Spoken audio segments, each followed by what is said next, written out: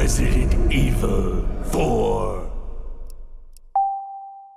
I don't have the greatest relationship with the Resident Evil franchise. I've played every Resident Evil game after the fourth one, but I haven't played any of the ones before it. I thought Resident Evil 5 was just okay. It didn't really have a lot to offer in terms of horror, and your AI teammate was just stupid. I enjoyed Resident Evil 6 a lot more as an action game, because in terms of survival horror, it's really bad. Resident Evil 7 was a decent game overall. I just hated how slow your character moved. I thought this time around, why not take a step back to one of the most beloved games in the entire franchise? The story is a little convoluted and very strange, but all Resident Evil titles are, so it's not a big deal. You play as Leon Kennedy, who's been sent off to Spain to rescue the president's daughter, who's been kidnapped by unknown terrorists. His search leads to a creepy village in the middle of the woods, and the residents immediately attack him. Not being deterred by the unfriendly welcome, Leon continues his search. The story does get a bit cliche here and there, but for the most part I really liked it. The plot was interesting enough and had a lot of fascinating characters, and there are a few twists and turns to keep you on the edge of your seat. The graphics look very nice for the Wii. However, there doesn't seem to be any improvements from the original GameCube version. Still, they are pretty slick. I really liked the water and lighting effects,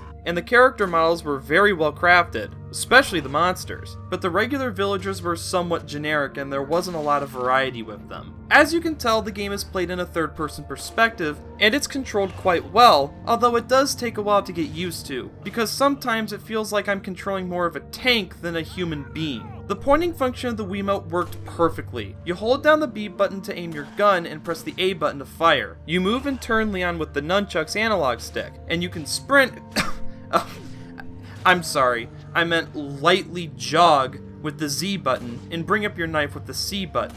Now this game is the definition of survival horror. You can't run and gun through the levels. You need to be precise with your shots and conserve your ammo or you're screwed. Now items aren't totally scarce. Some enemies will drop collectibles after you kill them, or you can find them in cabinets, crates, and boxes. It is kind of weird that the enemies drop ammo even though none of them use guns, but whatever. The combat is the game's strongest feature, and it's really tense but extremely satisfying when you pull off a bunch of kills. Your arsenal consists of pistols, shotguns, rifles, and more. While traveling throughout the levels, you'll come across a merchant that will allow you to buy, sell, or upgrade weapons and items. You have a suitcase where you'll be able to keep all your supplies, and you'll have to manage your inventory a lot throughout the game, because it can't hold everything you come across. The game will throw quite a bit of enemies your way, and they will try to crowd around you, so you must choose your weapons carefully. They are easy to kill in the beginning, but as you progress through the game, they will get much harder. Let me tell ya,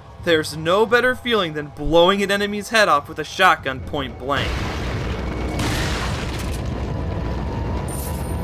However, it's better to keep your distance because the regular bad guys can kill you quickly if you're not careful. Every now and then you'd have to complete a puzzle, but I didn't have much of a problem with them. They were pretty easy to solve and felt more like little distractions from the main game. There were boss battles that you had to fight and they were pretty challenging. I died a lot during these sections, but that didn't stop me from playing the game even if I did get a little frustrated. I was always compelled to keep playing. The audio for the game is quite good. The guns packed a punch, and sounds for damage and environments you'd go to were very well detailed. The music for the game was very creepy, and does a fine job of keeping the player on edge, and the voice acting for all the characters and monsters were marvelous. It helped to bring the cutscenes a lot of flair. Now there were two problems with the game that I do want to bring up. First being the random difficulty spikes throughout the levels, and parts of the game where you must be the president's daughter's escort. Because we all know how great escort missions are. I can barely take care of myself in this game. Now you want me to look after another person at the same time? Who is completely defenseless? Also, for someone who's been kidnapped, the president's daughter seems really clean and well dressed. That's odd. Resident Evil 4 Wii Edition was great, but it's not as groundbreaking now as it was when it was first released 13 years ago. That doesn't make the Wii version any less good, but does that mean the game is still scary after all this time? Not really. Scary isn't the word I'd use. More like apprehensive at the most. I was anxious a lot of the time when I played the game, but there was never any point in time where I was truly scared. Overall though, I'd say it gets the job done. I got the game at GameStop for $7, but on Amazon it's a little under $20, and I say it is worth the price. However, if you're not comfortable playing this game with Wii controls, you can also buy it for $20 on the PS4, Xbox One, or PC. I give Resident Evil 4 Wii Edition an 8.5 out of 10.